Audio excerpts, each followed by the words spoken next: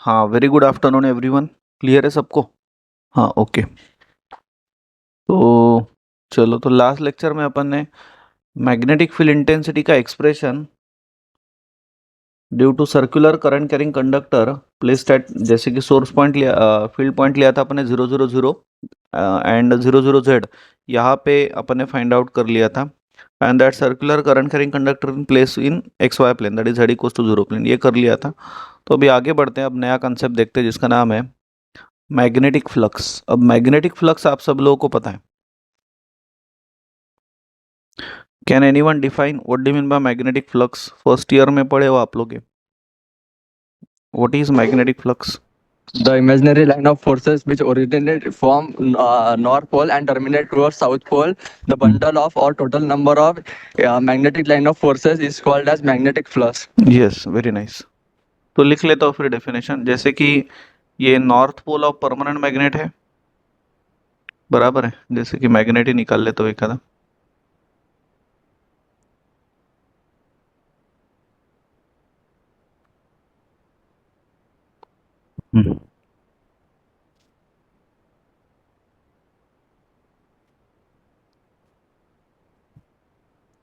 So this is suppose north pole of permanent magnet and this is suppose south pole of permanent magnet. So magnetic fluxes क्या रहते हैं? These are the imaginary lines of forces which originates from north pole and terminates towards south pole. And the bundle of or total amount of magnetic lines of forces, इसको ही अपन क्या बोलते हैं? Magnetic fluxes बोलते हैं। तो definition लिख लेता हूँ। Magnetic lines of forces, magnetic lines of forces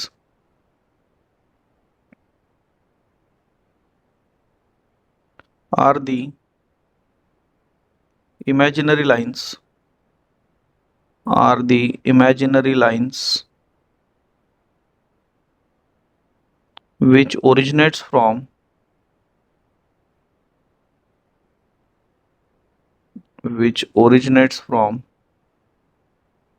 north pole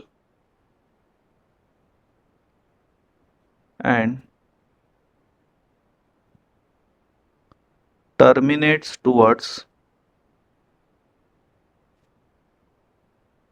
south pole, terminates towards south pole. And the bundle of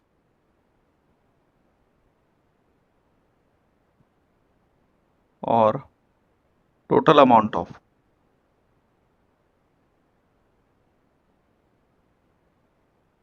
magnetic lines of forces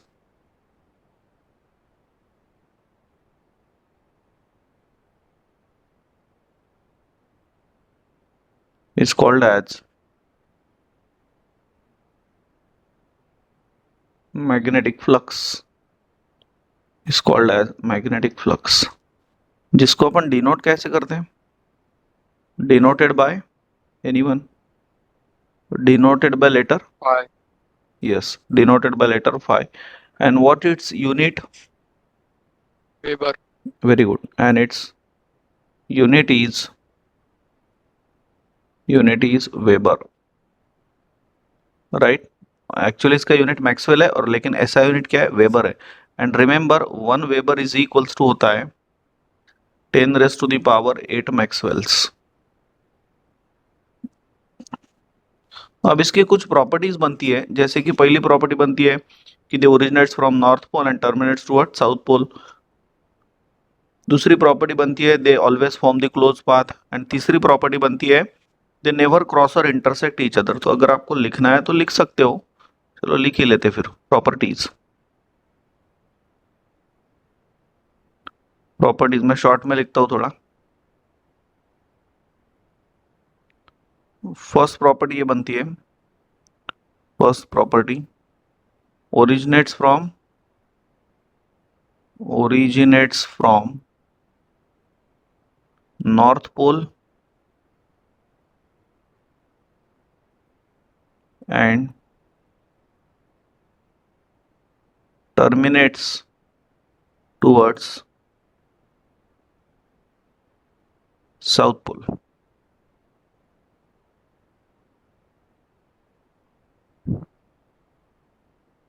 second property बनती है they never cross intersect each other. They, मैं short में लिख रहा हूँ, आप लोगों ने बराबर लिखना, दे never cross or intersect each other. And third, they always form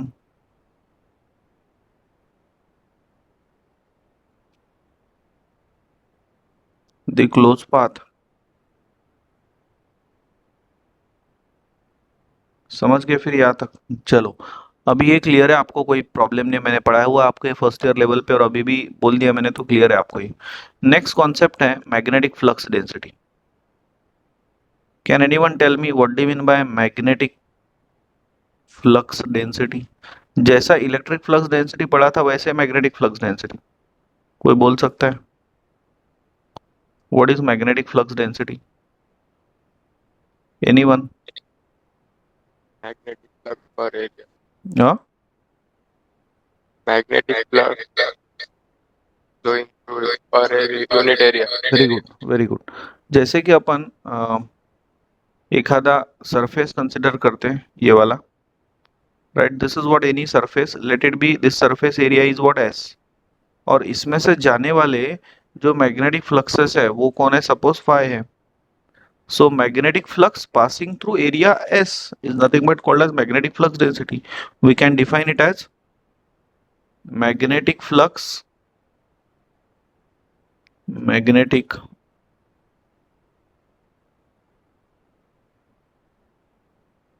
flux passing through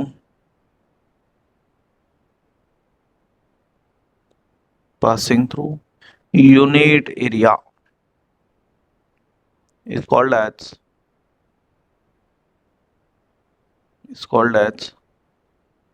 magnetic flux density। समझ गए फिर? डिनोट कैसे करते, कोई बोलेगा? Denoted by anyone? बी से डिनोट करते हैं, बी से, एंड इट्स यूनिट इज, कोई बोलेगा? And its unit Weber is, per meter square. Very good, weber per metre square, या तो फिर इसका दूसरा भी यूनिट है, it is also called as tesla, right, ये भी डिनोट कर सकते हो। तो mathematically we can write it as what? So mathematically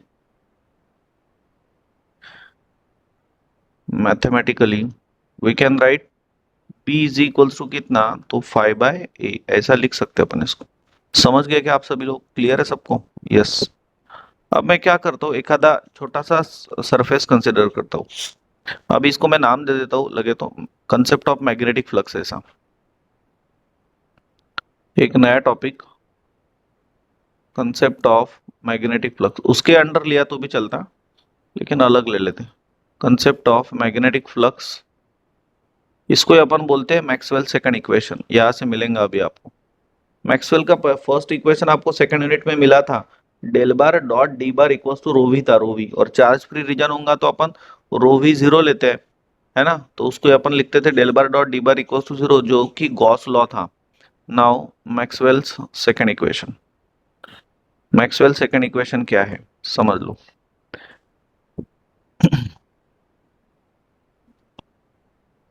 Maxwell second equation,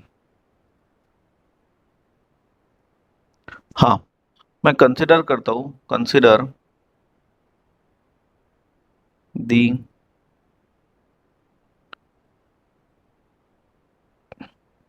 differential surface, consider the differential surface ds। अब जैसे कि एक आधा, चलो बाद में लिखता हूँ, बाद में बोलता हूँ, पहले ये लिख लेता हूँ। Consider the differential surface ds and let d phi be the differential amount of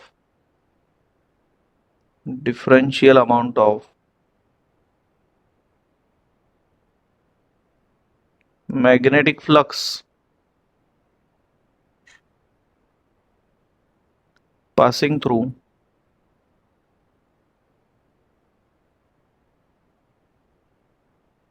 area ds. Then by definition of magnetic flux density,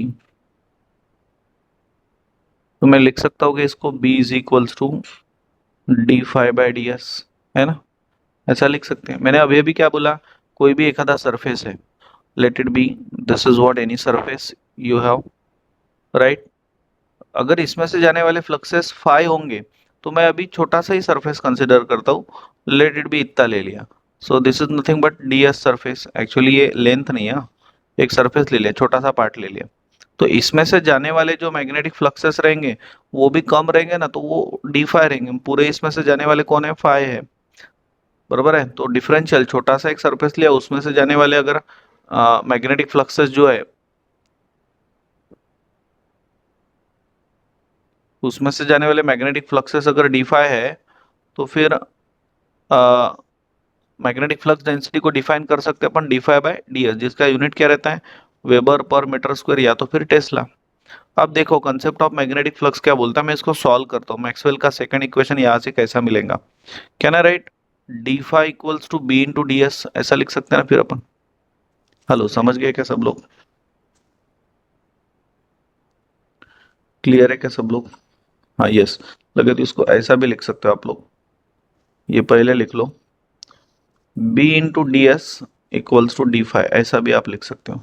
so we can say now therefore variables are separated, variables are separated and therefore integrating on both sides, integrating on both sides।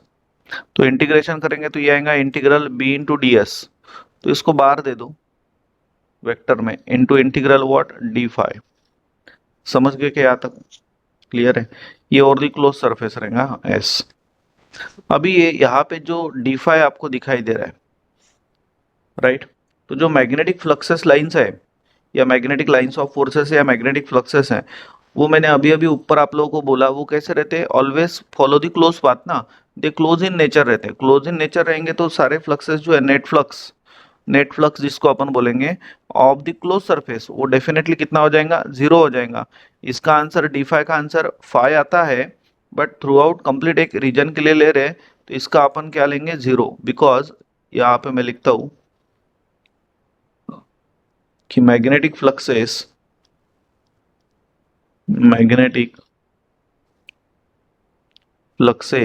are close in nature, are close in nature. Therefore, the net flux through closed surface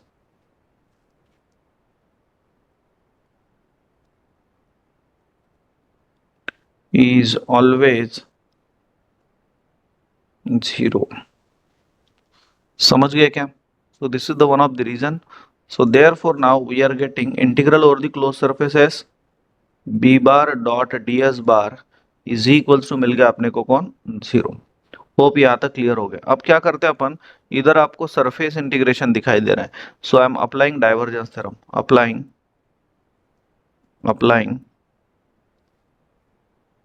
divergence theorem.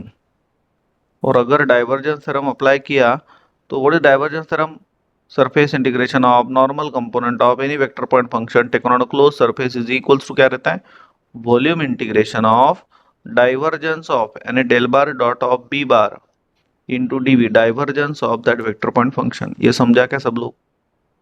And so therefore मैं लिख सकता हूँ फिर ये भी, ये हो गया इंटीग्रल फॉर्म, बराबर है, ये हो गया integral form. Can I write it as del bar dot B bar equals to zero, ऐसा भी लिख सकते हैं अपन। तो ये मिल गया आपको मैक्सवेल का second equation which is known as point form और डिफरेंशियल फॉर्म, मैक्सवेल का सेकेंड इक्वेशन।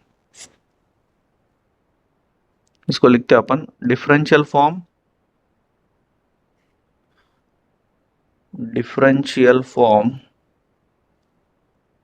और point form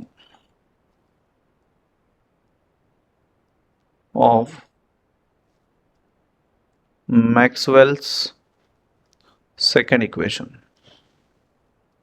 समझ गए फिर सब लोग यहाँ तक, है ना? किसी को कोई डाउट तो नहीं है? ये एक्चुअली ये जो टॉपिक है ना बेसिक्स, ये तो मैंने पहले ही आप लोगों के बहुत अच्छे से क्लियर किए, तो आपको कोई इसमें टेंशन नहीं। सिर्फ आज नया क्या मिला कि आपने, ये तो आता ही था आपको, सिर्फ आप लोगों ने यहाँ पे डाइवर्जेंस थ्योरम अप्लाई किया ना, आपको ये मिल गया del bar dot B bar equals to 0, जिसको अपन क्या बोलते हैं, मैक्सवेल का सेकंड इक्वेशन बोलते हैं, राइट? ये नया कुछ आपको पढ़ने को मिला, एक्चुअली ऑलरेडी पढ़ा है, बट इसको मैक्सवेल का सेकंड इक्वेशन बोलते हैं, ये आप लोगों ने अभी समझ के लिया। होप इतना समझ गए। अब एक नया टॉपिक है जिसका नाम है करंट कंटिन्यूटी इक्वेशन, ये भी समझ लो, आता है पेपर में। Current continuity equation. अब एक करंट कंटिन्यूटी इक्वेशन क्या रहता है समझ लो। सबसे पहले what do you mean by current? What do you mean by current? अरे कितना आसान definition, what is current? Rate of flow of charge with Yes, respect to time. rate of flow of charges with respect to time is nothing but called as what? current। ऐसा ही लिखते हैं अपन, है ना? तो यहाँ पे एक आधा मैं कंडक्टर कंसिडर करता हूँ कि लेट ड्रॉ भी कर लेते लगे तो ठीक है, ड्रॉ कर लेते, ठीक है।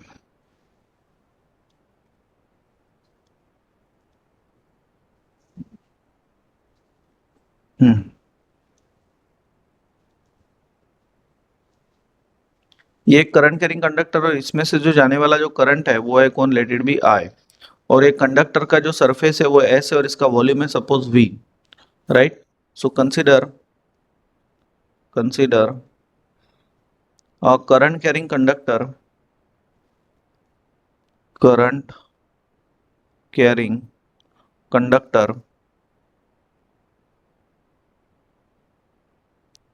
consider a current carrying conductor having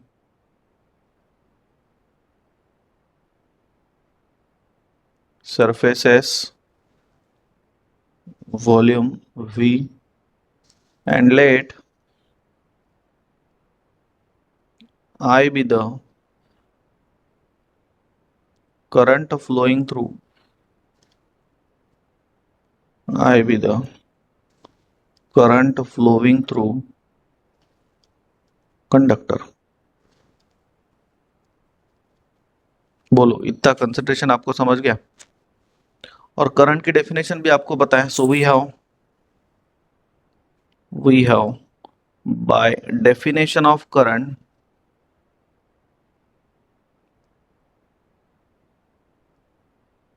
I is equals to क्या रहता है? dq अपॉन dt, है ना?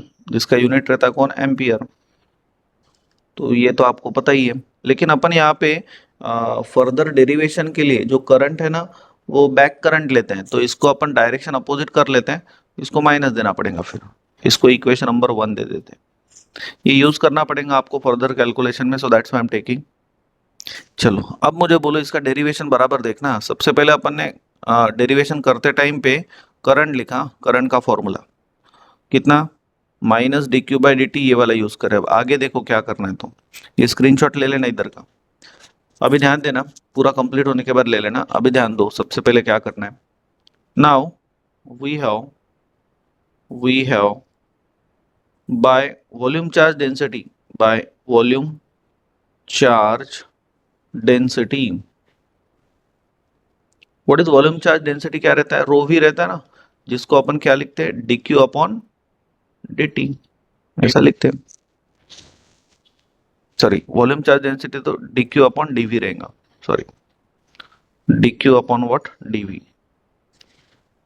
And so therefore now D Q is equal to कितना हो गया? Rho V into D V. So we can say now therefore variables are separated, variables are separated, and therefore integrating on both sides, integrating on both sides, therefore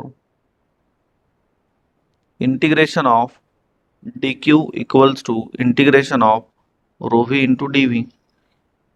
समझ गया तक? सो therefore q अपने को मिल गया कितना? Integral rho V into D V, तो Q की वैल्यू मिल गई।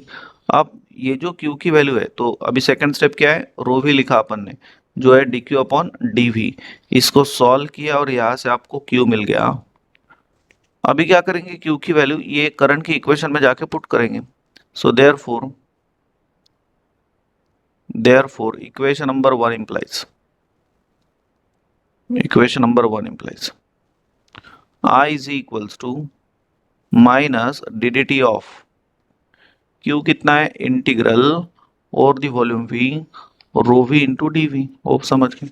आप लोगों को मैंने मैथमेटिक्स में D U I S, differentiation under integral sign topic पढ़ाया था, याद होगा तो ये जो डी यू एस टॉपिक है, डिफरेंशिएशन अंडर इंटीग्रल साइन, तब मैंने आपको ये बोला था कि जब भी डेरिवेटिव इंटीग्रेशन के अंदर जाएगा, जैसे कि डी डी टी अगर इंटीग्रेशन के अंदर जाएगा तो ये बनेगा कौन, पार्शियल डेरिवेटिव, तो ये रहेगा del del T of rho V into D V.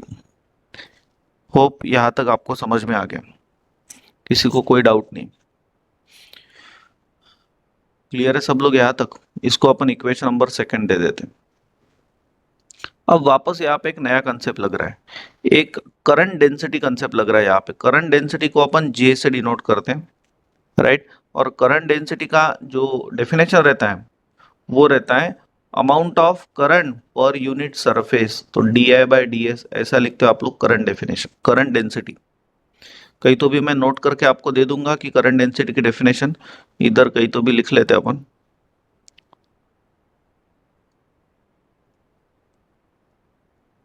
इसको नीचे, ठीक है, इधर ही नोट करके लिख लेते हैं अपन साइड में।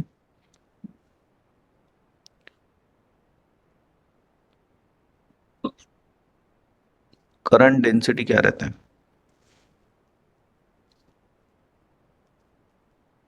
करंट डेंसिटी का मतलब रहता है amount of current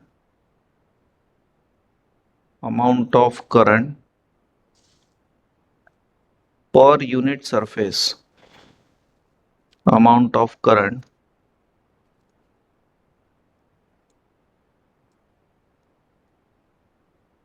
per unit surface, और इसका जो यूनिट रहता है वो रहता है ampere per metre square, right. तो ये छोटा सा पार्ट आप लोगों ने याद रखना, करंट डेंसिटी, क्योंकि इधर लगता है ये। चलो आगे बढ़ते हैं। अब यहाँ पे यूज करते हैं now bye definition of current density,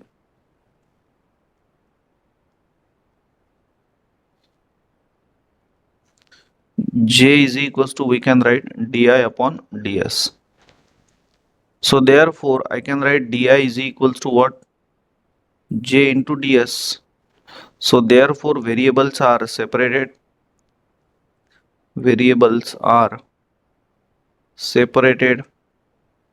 and therefore integrating on both sides,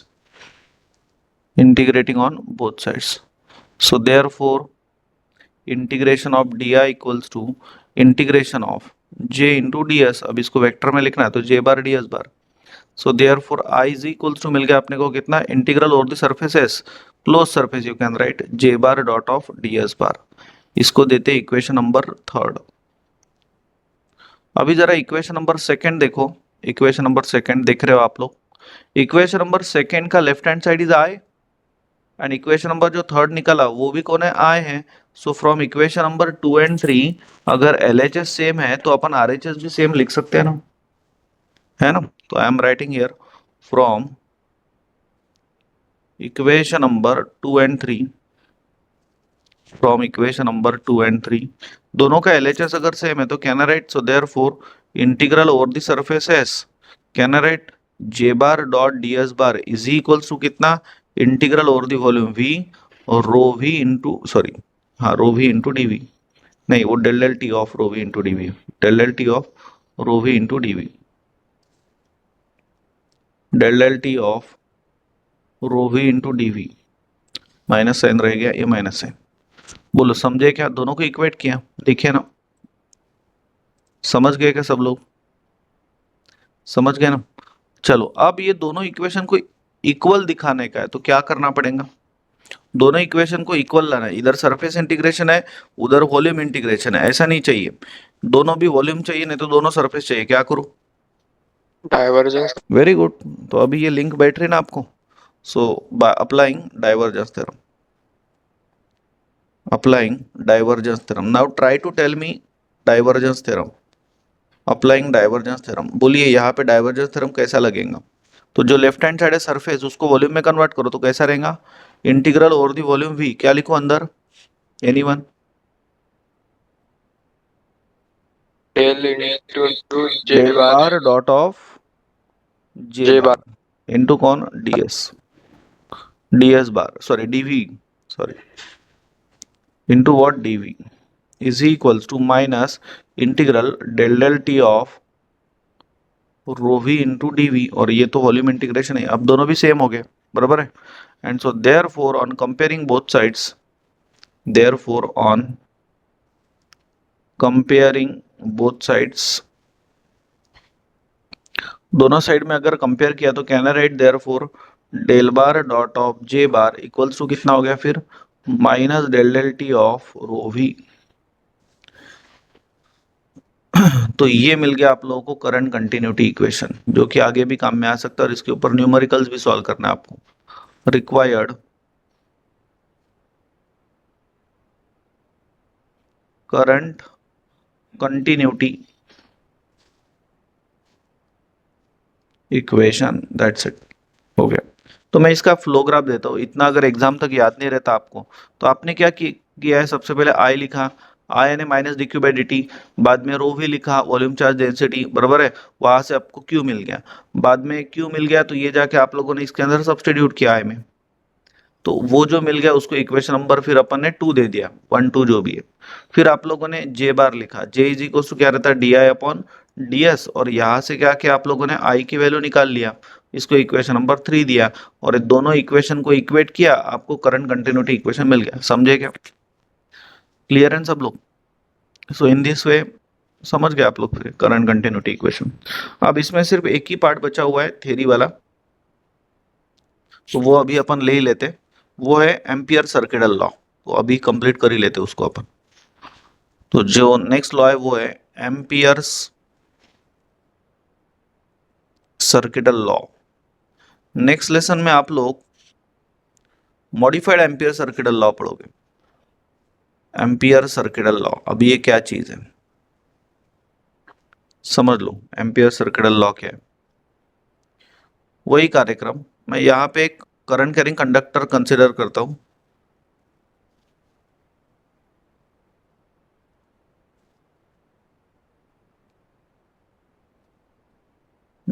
वही लिख लूँ के ऊपर का, टाइम बचेगा, यही मैं कॉपी पेस्ट कर लेता हूँ,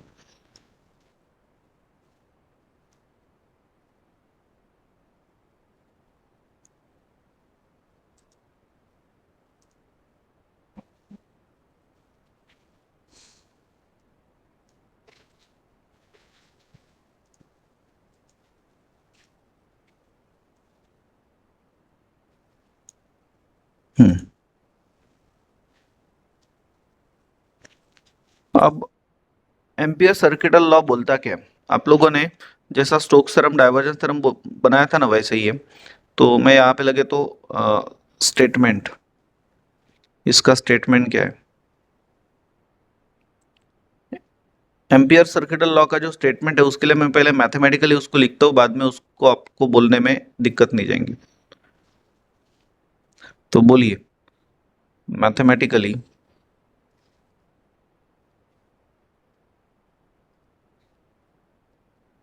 इसको ऐसा लिखा जाता है, surface integration of, surface integration के साथ sorry line integration, line integration of,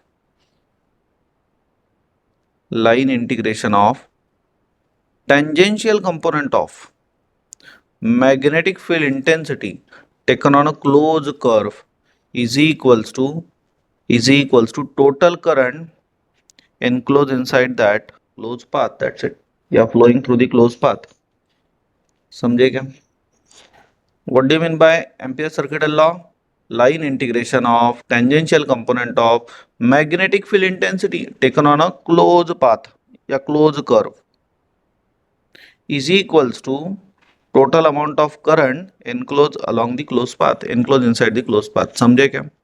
Can anyone tell me? Last time बोल रहा हूँ, क्या बोलता है ampere circuital law?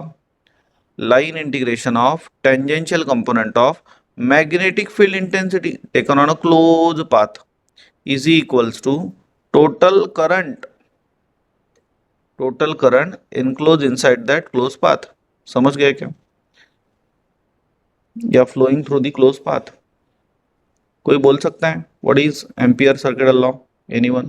Ampere Sarvesh sir तुझा एक आवाज सेकंड नहीं येत बरोबर यार. सर एक सेकंड हेलो हाँ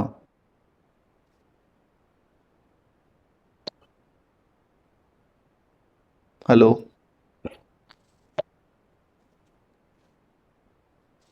हेलो हाँ बोलो ना. Ampere circuital law states that hmm line integration of tangential component of magnetic field intensity taken along a closed curve is equals to the total current present total current enclosed inside that closed path. Very nice. हो गया. तो मैं लिख लेता हूँ यहाँ पे statement amperes circuital law states that line integration of tangential component of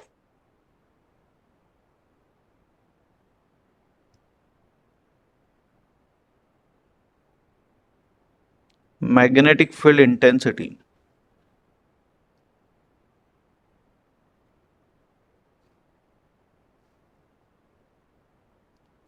taken on a closed curve is equals to the total current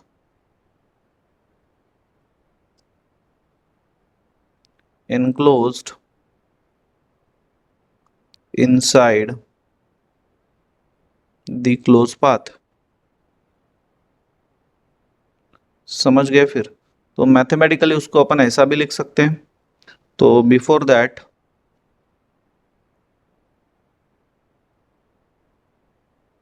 mathematically ऐसा लिख सकते हैं, लेकिन इसको इंटीग्रल ओवर द क्लोज कर C H bar dot d L bar पहले is equals to कौन आई. तो ये मिल गया आपको ampere circuital law.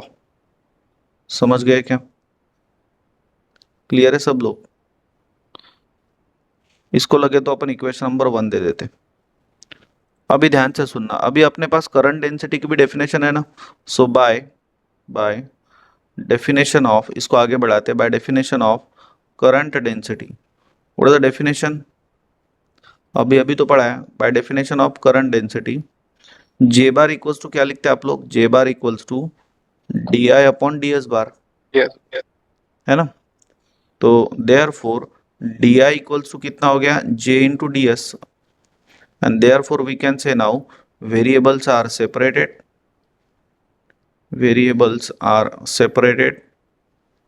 and therefore integrating on both sides. तो इंटीग्रेशन करेंगे तो ये बन गया फिर integral of D I equals to integration of J bar dot D S bar. So D I का integration I equals to integral J bar dot of D S bar. Equation number इसको 2 देते हैं. सो therefore now अभी आपको दोनों भी equation दिखाई दे रहे हैं. Therefore from equation number 1 and 2 can I write? दोनों का देखो ना, आई सेम ही है ना. So therefore can I write integral over the close कर C H bar dot T cap into D L is equals to integral over the surface S, close surface S, J bar dot of D S bar. ऐसा लिख सकते फिर अपन. Hello, समझ गए ना? अरे लिख सकते ना ऐसा. थोड़ा जल्दी आंसर करो, लिख सकते ना, सपोर्ट करो, फीडबैक दो जल्दी। Yes, sir. Yes, sir. हाँ तो ऐसा लिख सकते हैं। तो अभी देखो इधर है क्लोज सरफेस और इधर है क्लोज कर्व, तो कौन सा थ्योरम लगाऊं यहाँ पे फिर मैं? By Stokes. Stokes theorem. By Stokes theorem. तो स्टोक्स थ्योरम अगर लगाते हैं तो स्टोक्स थ्योरम के हिसाब से ये बन जाएगा, line integral of tangential component of any vector point function taken on a closed curve is equal to surface integration of normal component of curl of, तो अभी कर्ल आएगा इसका, curl of del bar cross H bar, curl of that vector point function, तो इसको अपन लिख सकते हैं ऐसा, is equals to integral over the close surface S J bar dot D S bar, and therefore now on comparing both sides, on comparing both sides, what we are getting here, therefore we are getting formula del bar cross h bar is equals to what, j bar। तो hope ये derivation आपको समझ गया। तो अभी ये lecture में अपन यहीं पे रुकते हैं, बाकी लेते हैं नेक्स्ट लेक्चर में।